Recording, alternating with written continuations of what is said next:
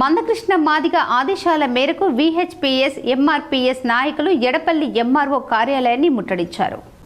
ఎడపల్లి మండలంలోని ఎంఆర్ఓ కార్యాలయాన్ని ముట్టడి చేసి వినతి పత్రం అందజేశారు.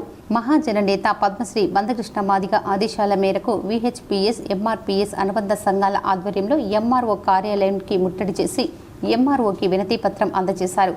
సుజాత సూర్యవంశీ విహెచ్పిఎస్ జాతీయ అధ్యక్షురాలు మాట్లాడుతూ వికలాంగులకు 6,000 రూపాయల పెన్షన్, వృద్ధులకు, వితంతువులకు, బీడీ కార్మికులకు, ఒంటరి మహిళలకు, గీతా కార్మికులకు 4,000 రూపాయలు పెన్షన్ పెంచాలని, కండరాల క్షీణ తెగలవారికి 15,000 ఇవ్వాలని డిమాండ్ చేశారు.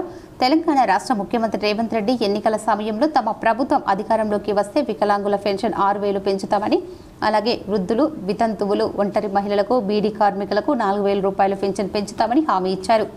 అధికారంలోకి వచ్చి 22 నెలలు గడిచిన మాట ప్రకారం పింఛన్ పెంచలేదు. చేయుత పింఛన్ పెంచుతానన్న రేవంత్ రెడ్డి మాటను నిలబెట్టుకోకపోతే రాజీనామా చేయాలని డిమాండ్ చేశారు.